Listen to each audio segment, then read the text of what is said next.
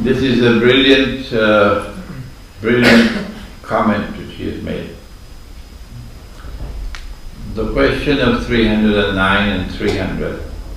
They slept for 300 years in the cave. It's also there in Christian scriptures.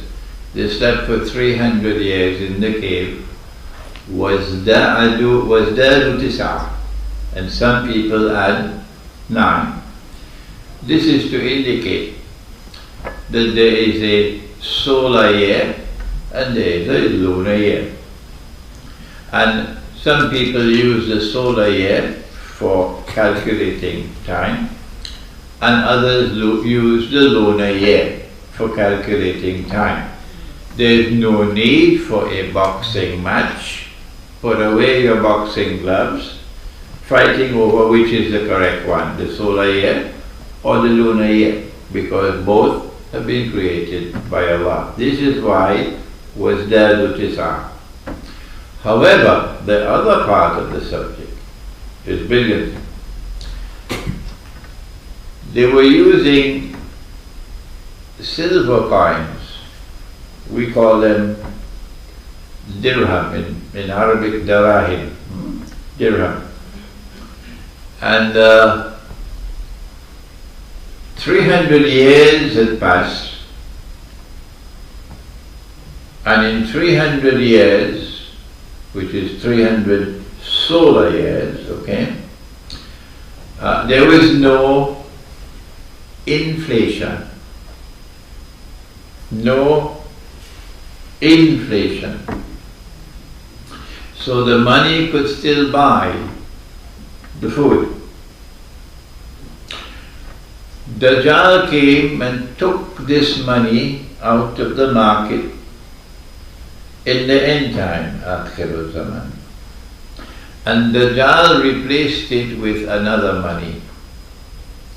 And when you paid your salary in that other money, it behaved in a very funny way. When you got your salary, you could buy, with 1 month's salary, you could buy a camel. But then after a couple of years, the same salary can't buy a camel anymore. It could only buy a donkey. And then after some years, the same salary can't buy a donkey anymore. It can only buy a goat. And then if you know about Indonesia and Bangladesh, you know, after some years you can't buy a goat anymore, you can only buy a chicken. The money is either leaking, the money is losing value. And as the money loses value, the value of your wage becomes less and less. The value of your property becomes less and less. Somebody is ripping you off. And 3 times in the Quran, 3 times in the Quran, Allah has prohibited this.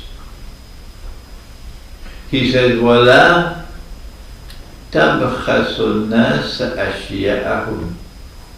Bakhs, do not decrease. Do not cause the value of people's property and wage to be constantly becoming less and less. 3 times in the Quran. وَلَا تَبْخَسُ النَّاسَ أَشْيَاءَهُمْ. The reason why it becomes less and less is because you are being attacked with inflation. As the value of the money falls, the prices rise. Okay? Prices rise. And you are being ripped off. As prices rise, people's lives become more difficult. And as people have more difficult, Egypt just got a blow, a massive blow on the head. Egypt just got it. The Egyptian pound fell by 50%. Yeah, just 1 week ago. What happens is that after a certain time, people are alienated and they turn against the government. So if you want to rule the world and make sure that every government put their toe on the line and don't move off that line, you need a sword called inflation. And when they know that if they vote the wrong way in the United Nations, your money is going to start losing value, they know we must vote the correct way. Hugo Chavez in Venezuela said, no, I'm not going to be a slave. So Hugo Chavez in Venezuela, with much less courage and integrity, dismissed them, resisted them. See what happened to the Venezuelan Bolivar? The Venezuelan Bolivar today is worth nothing. Robert Mugabe in Zimbabwe, for 20 years he remained the little blue-eyed boy until the people became restless. They don't have the land, the white man has the land. And when he realized that there is a threat to his rule now, he then decided to abandon this slavish mentality, and he seized the land from the whites and he gave it to the black. Then guess what happened to the Zimbabwe dollar? Huh? You know what happened? Yeah. I landed in Harare. I wanted to make a telephone call to tell my people I've arrived. So I have to change some South African rands to Zimbabwe dollars. And I asked her, how much does it cost to make a local telephone call? And they told me $2 million. Yeah. 2 million Zimbabwe dollars for one telephone call. So if you don't want your country to be like Zimbabwe and to be like Venezuela, you got to behave yourself. You got to submit to us, the rulers of the world. You got to put your toe on the line and do what we tell you to do. That's why inflation is the most dangerous weapon that Dajjal has ever created for ruling the world. And this comment of Dr. Jamal is very pertinent because I didn't think of it before. That the reference in Surah Al-Kahf, that when the young men woke up from sleep after 300 solar years, they were hungry. You would also be hungry after 300 years. And they sent someone to buy some food. And the money that they gave that person, that still has its value intact, because they can still buy the food. And so the silver money they were, has retained its value after 300 years. And I never thought about it until my brother Jamal just told me about it. Thank you, Jamal.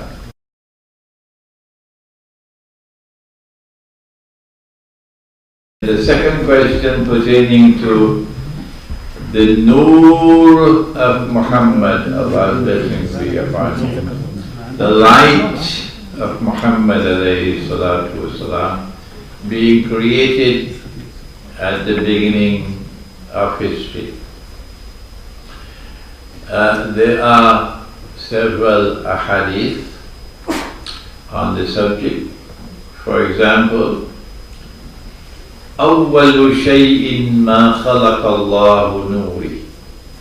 I give you one example. The first thing that Allah created was my nur, my light. The problem is that our methodology for study is that we go first to the Quran, not to the Hadith. First to the Quran. And then we get all the data in the Quran pertaining to that subject of creation. And only after we have done that and we have organized it as a harmonious whole, and located that which connects all the data together. Only then do we go to that which is outside of the Quran, the hadith. And then when we find a hadith which is in harmony with the Quran, we accept it. When we find a hadith which is in conflict with the Quran, we put it aside. Because the Quran alone has absolute authority. And when we find a hadith which is neither in conflict nor in harmony, we accept it, but it has a lower status. This is our methodology. This particular subject about the creation of Nabi Muhammad alayhi salatu wasalam, that he was created even before Adam alayhi salam, that his nur was created the first thing and so on, it does not have support in the Quran.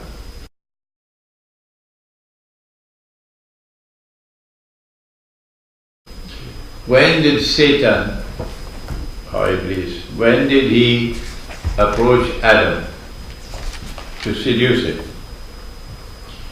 The answer is that after he had seduced him, and Adam alayhi salam approached the tree, then Allah expelled them from paradise.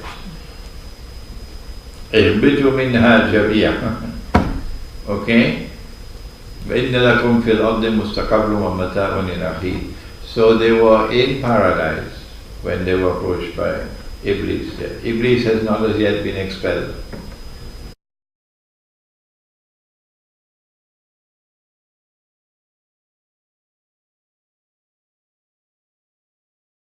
Okay, I understand the question. If the macro Khilafah state cannot be established now, not even Russia can do it, even though Russia is returning to Orthodox Christianity, then what do we do? And my response was micro, until you can make macro.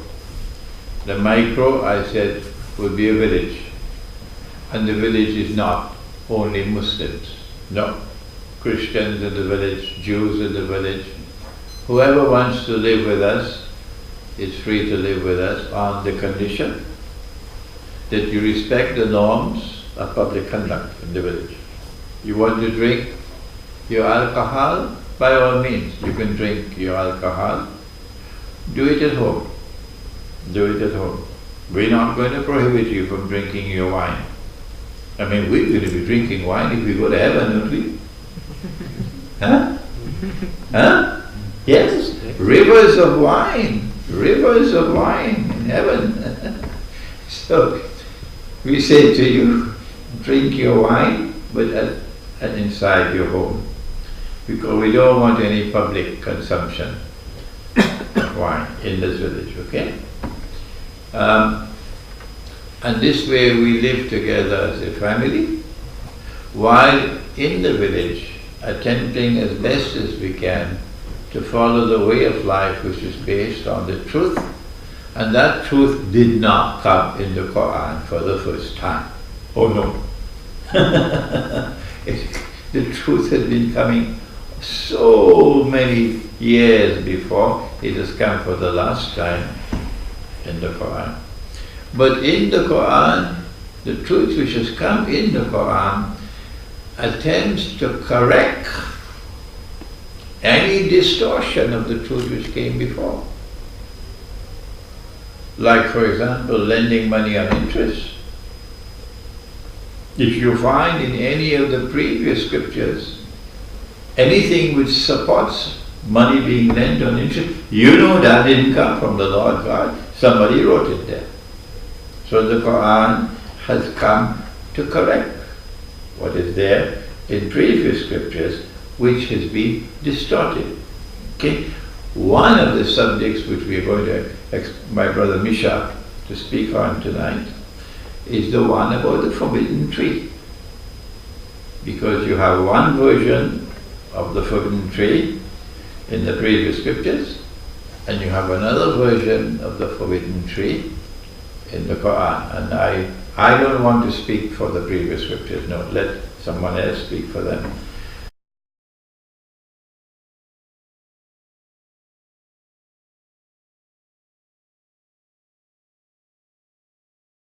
What our eschatology has done tonight in turning to the beginning of history is to give us an explanation of the historical process which is more valid and makes more sense than any other.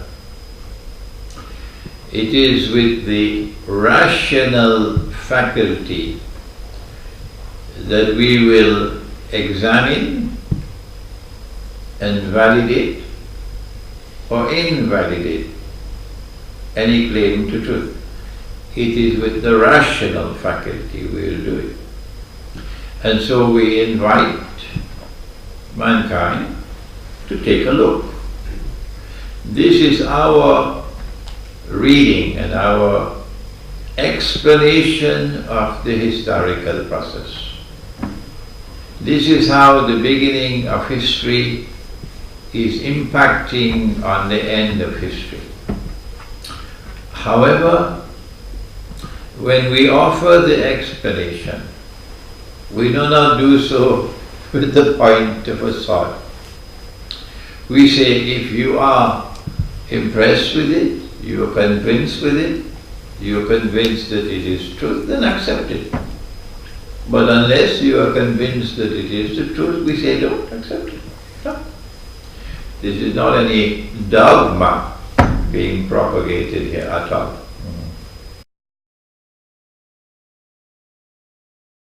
The first thing is as long as we know that if the hadith conforms to the Quran, then we take it and we can study it.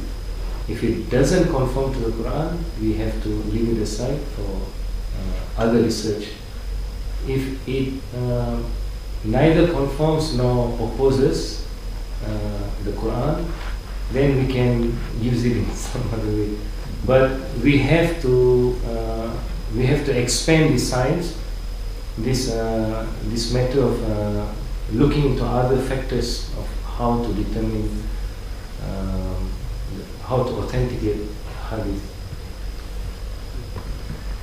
The only thing I will add is what Allah Himself says in the Quran, فَاسْأَلْ أَهْلُ الذِّكْرِ إِن كُنتُمْ لَا تَعْلَمُونَ. If you don't know, then go to those who have the knowledge of the Quran.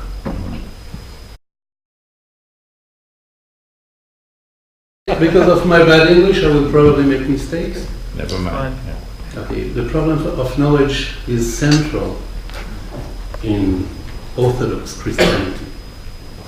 The tree in the paradise was the tree of knowledge of good and evil. The problem of knowledge is central because the first statement we can say about God is that nobody knows God. And the school who teaches that nobody knows God have a name. It's called apophatic school. So when we refer to God, we first think and remember that we don't know anything about Him. And we'll finish the same way.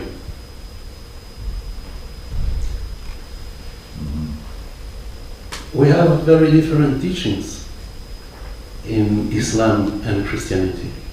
And this is the beauty to confront and discuss about it. The methodology you're teaching to your students, I can tell you, as a Christian, it is fantastic. It has a name in Christianity. It has a Greek name, which is Catholicon, Catholic. That means that when you interpret a verse, you interpret it by the whole.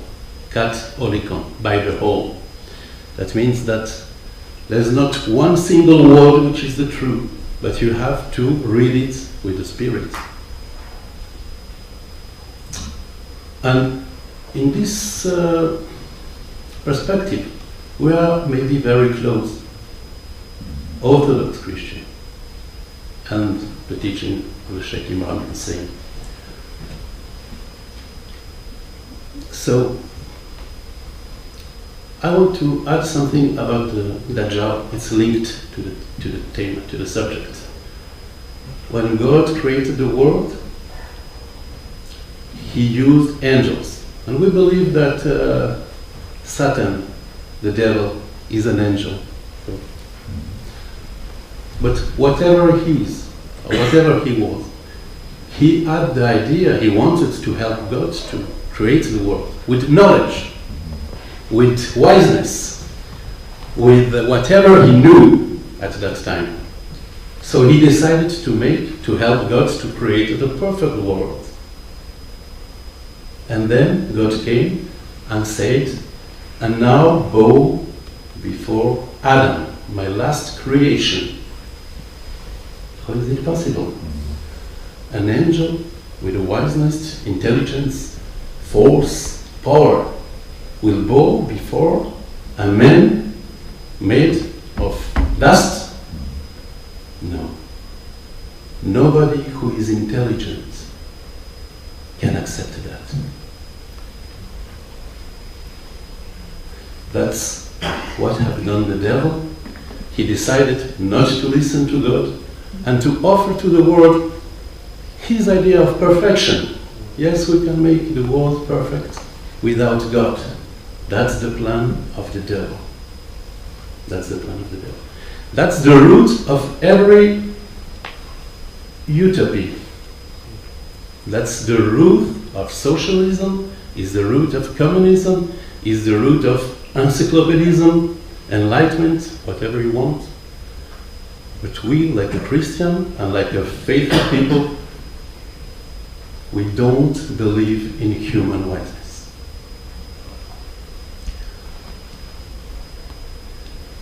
So when Adam and Eve ate the fruit of knowledge, they only discovered how poor they are, how weak they are, how false they are, and they were banished from paradise. And thus they could not access to the tree of life, which is in paradise. The reason of that, then the mortality starts. The reason of that is that God doesn't want the man to be unhappy and wrong forever. So death is a gift of God. Yes. Death is a gift of God. Absolutely. And you say that. And it's the teaching also of the Orthodox Church. And we have the gift of death, and we have, of course, the gift of life, which is the river of wine, which is waiting us in paradise. So, in the Quran, when Sheikh first time read me some verse of the Quran, I noticed that it's very close to the Christian teaching. And that the Christ described in the Quran, it's not at all as the heretical Christ we Christians are teaching that you are teaching. The Christ in the Quran is the Orthodox Christ. Oh, this is very shocking. I hope for you and I hope for the Christian too. Yes. Yes. And I believe that there is many differences between us, but there is one more similarity I wanted to point. Do you remember the three rivers of paradise? You have one river of water, a river of milk, and a river of wine. Oh, this is a very Christian teaching too. The Christ said, I'm the way, the truth, and the life. And I believe he refers to these three rivers. And in Christianhood, we have a spiritual path which is made of 3 steps. And this is the 3 steps: the cleaning, the teaching, and unity. Time for unity is maybe to come between people of goodwill. I recognize all your differences. We are very different in many ways. I want to give a testimony to finish. I'm Serbian. Before the war in Yugoslavia, I was walking in Belgrade and I could feel the smell of war. You can feel it, really. Before the war, you know that the war will happen. And these days are very precious, because it's the time to go toward your friends, your different friend, your Muslim friend, your Catholic friend, and to speak with them. It's now time to speak with them, because when the war starts, it's too late. So please, have a jest, have a... You're talking about the Great War. About the Great War, and about any war. It's before the war that we have to do something with our friend. So I believe that your teaching looks like what we call Catholic in the Greek sense, not in the Roman Catholic sense. And the Catholic, that means that if I recognize the truth in your speech, I'm so happy about that. And I hope we can all be happy if we learn to listen to each other. Because in our teachings, and few Christians are aware of that, what is the first commandment of all? Every Christian knows the answer. You will say, love God and love the prochain. The next one. But the word of the Christ are introduced by this way. He said, listen, Israel. So listen, people. There's no love without listening, your brother. If you learn to listen, your brother, then you can say that you loved him. If you never listen to him, don't claim that you love him. Because love without listening, it's a fraudulent love. So learn to listen. I listen Sheikh, I'm happy of his teaching. I regret that such a man didn't came 20 years before to work on peace. But it's not too late. I'm happy that you listened to me. I'm happy of every word you said. And I want to say thank you. May I ask him 2 questions? Yeah, we're not finished with you. The first question, Misha, can you comment on the figure of Khidr, or I spoke with it, Mr. Green, in Islam? Yes, I'm sorry because I maybe don't remember everything. I'll do my best. Maybe you can help me. You told me when I described Mr. Green, Khidr, the most learned of all men. Moses said, I am the most learned. The Lord God said, no, you are not. There's one more learned than you. And you'll find him at the place where the 2 oceans meet. I will comment to this point. First, we Christians believe that when God spoke to the humankind, it is God himself, of course, but it is the Word of God. So I believe that this Mr. Green, as you said, Khidr looks like Christ to me. That's what but I may be wrong. He lives at the border of 2 waters. But we know that when God created the world, he first created 2 waters, the waters of down and the waters of up. That means for me, and that's the way I do interpret it, is the human nature of the world and the divine nature of the world. Because the word of God is divine, but it's also human. It says in human languages. So that's why the Khidr is put between 2 waters. Can we go further? He never told me this before, first time I'm here.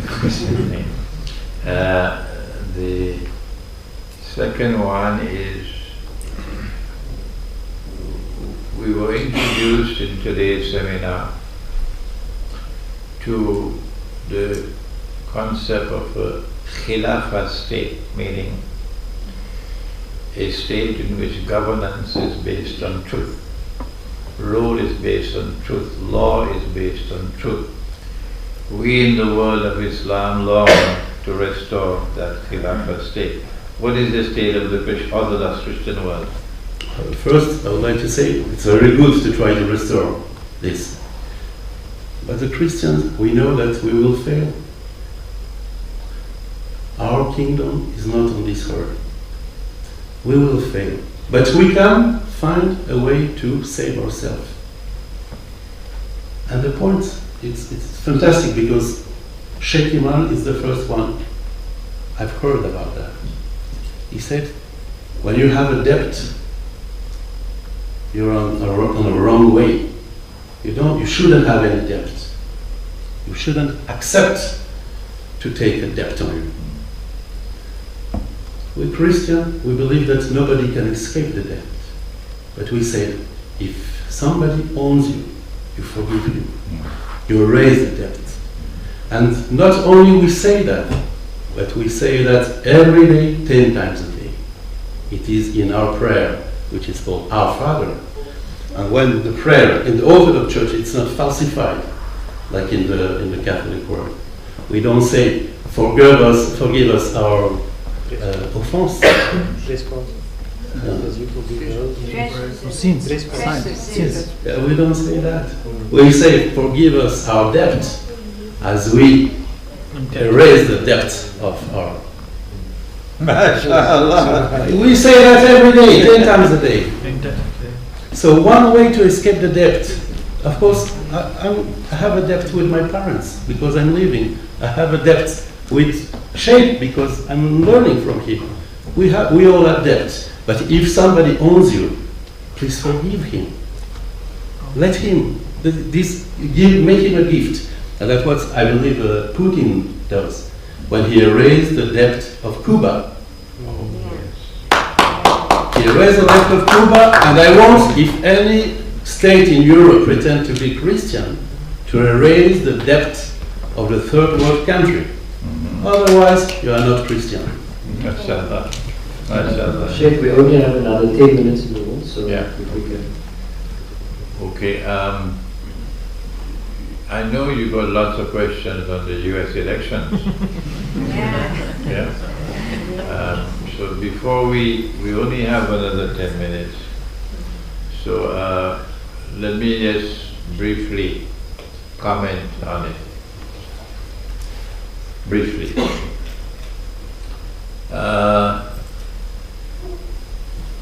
I think there will be few who would differ that if the US elections had gone the other way,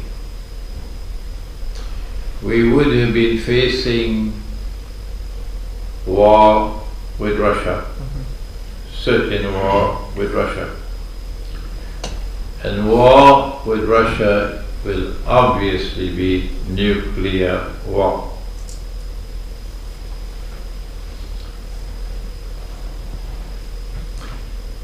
Those who control the media, radio, television, newspapers, the polls, they all waged a furious campaign in support of the other side, wanting, therefore, a result from the US election which would have led to war with Russia.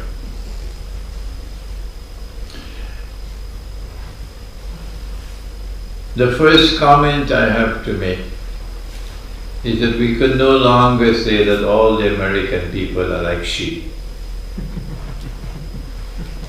Because despite the most massive effort at brainwashing that we have ever witnessed in an election, a majority of the American people emerged out of it with sanity intact. Sanity meaning we don't want a nuclear war. And that is a hopeful sign that if the American people can resist brainwashing from the media and from government and so on, the same thing can happen in France tomorrow. I hope it does. The same thing can happen in Germany tomorrow. I hope it does. And those who are lusting for war with Russia would suddenly find that despite all the efforts that they make, the majority of the people reject them. Surely this is a hopeful sign that with the cause for the human brain and the human mind is not lost, that people can still think. If this is possible for nuclear war, that they can recognize what is being done, this is also possible for the truth which is in Islam and the truth which is in Orthodox Christianity. That people who previously have been brainwashed that Islam is only terrorism, and Orthodox Christianity, they've been waging war on Orthodox Christianity for the longest while. These people can now wake up and realize, no, this is demonization. Let me take another look at Islam, let me take another look at Orthodox Christianity, let me take another look at what is true Judaism. Okay? My second comment is that we should be thankful to the Lord God who has saved us and given us a breathing spell, because I know they're going to come with their war agenda. It's only a matter of time. So we should thank Allah that we have a little time. I call it a window of sunlight in a world which has been growing darker and darker all the time. I don't know how long this window of sunlight would last. This is not to say that I am praising Trump as a great man and this and that. No. But the man said, I see no reason why we cannot have good relations with Russia. It makes sense to me. Yes. He said, I think we should have an audit of the Federal Reserve. Oh yes, I think that makes a lot of sense. Yes. He said that we should put a bar on immigration. Nobody wants that your country should be overrun with people from outside who have a different way of life from yours. This is your country. And so the reaction to this massive immigration is totally understandable. I would do the same thing. If people come to me as refugees, yes, we open the door for refugees. And we keep them, we help them as much as we can. But not this massive state. The rest of the world is coming to Europe. Why? Because they're destitute. And you are the ones who made them destitute.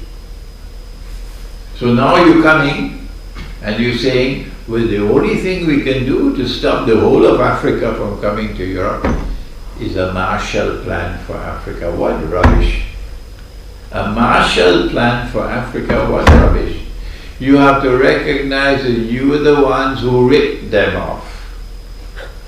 Stop the rip-off. Bring back money with integrity.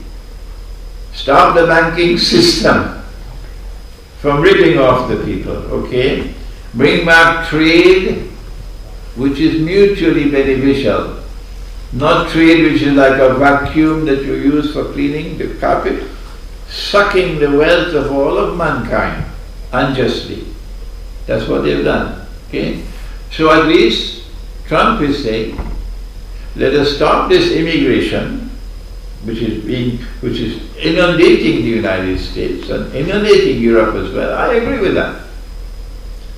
There are millions of Syrian refugees. Why can't they go back home?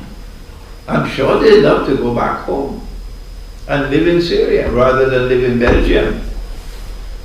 For them to go back home, we've got to stop the war. Who started the war? Come on, stop lying. Stop your monstrous lies. Who started the war? Who's been fueling the war all the time? And thank God for Trump, for Putin.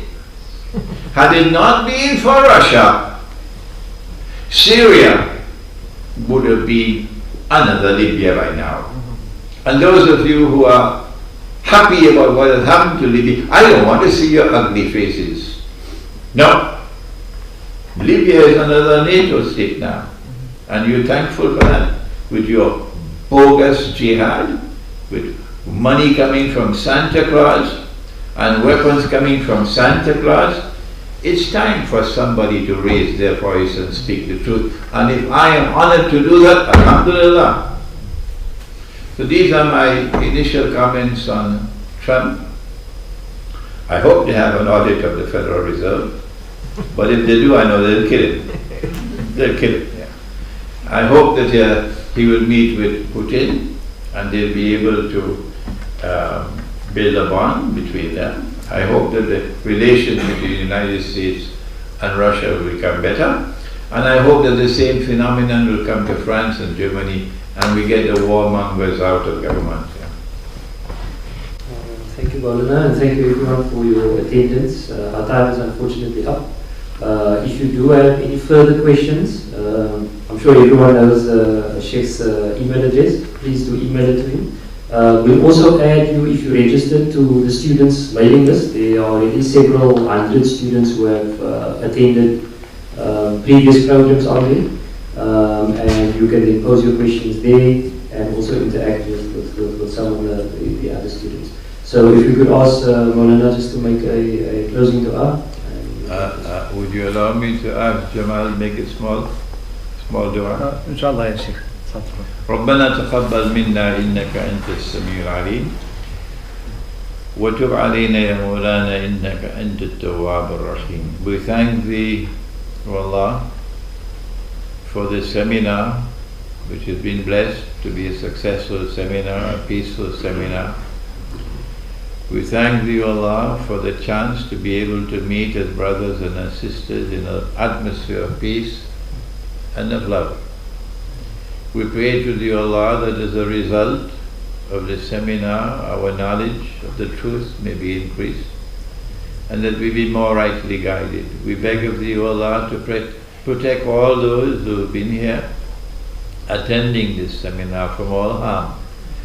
Take them back safely to their homes, far and wide as they may be, and keep them safe from harm. We thank Thee, O Allah, for the companionship and friendship of our brother Misha, and pray that the alliance between Muslims and Orthodox Christians will be enhanced day by day. Allahumma salli ala Sayyidina Muhammad wa ala ali Sayyidina Muhammad wa barik wa sallim. Subhana rabbika rabbil izzati amma yasifun wa salamun ala al-mursaleen walhamdulillahi rabbil alamin. Thank you, Misha, for coming. Thank you very much. Happy.